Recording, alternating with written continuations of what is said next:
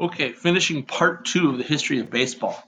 Um, it would be remiss of me if I didn't include something on the Negro League.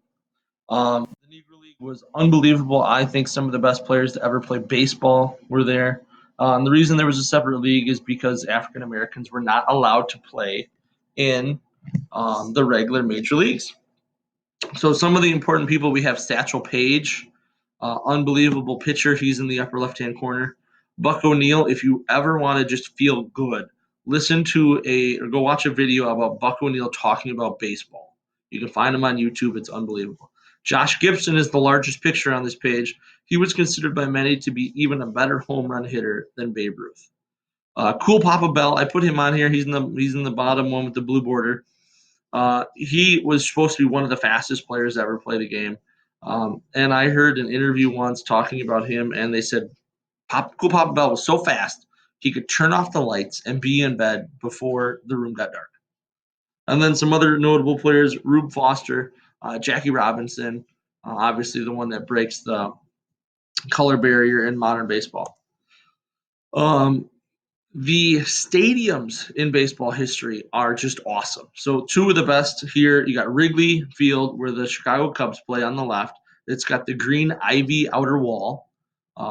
If the ball gets stuck in it, you throw your hands up and it means ground rule double. And then the right picture is Fenway Park in Boston, the big green monster with the scoreboard in it. And there's a road behind it. That's why they had to build the big wall there. And these are two of the more iconic stadiums of baseball. On to Milwaukee or Wisconsin baseball. Unique thing is the city of Milwaukee built County Stadium. They started it in 1950 and finished it in 53. And the whole time they're building it, there was not a team that was coming to play. They hadn't had anyone lined up.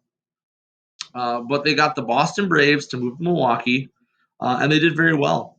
Won the World Series in 57, league championship in 58. But with dwindling attendance, they decided to move to Atlanta in 1965. So here's County Stadium. This is way back in the day. Uh, and then, so more of the modern history of the Brewers. So they move away in 65. Milwaukee really wants a team, so they get the Seattle Pilots to come. And Bud Selig is instrumental in that, and he's going to be the owner of the new Milwaukee Brewers. And he will eventually become commissioner of Major League Baseball. The Brewers played in the American League. Here are some of their early logos. And then here's the franchise logo history. So they even have the Pilots, and then you got all the Brewers logos through history. And then more modern, last 20 years. I can't believe Miller Park's almost 20 years old. But here's Miller Park. It was state-of-the-art retractable dome stadium. The Brewers hosted the All-Star game, and there's been a lot of other festivities there.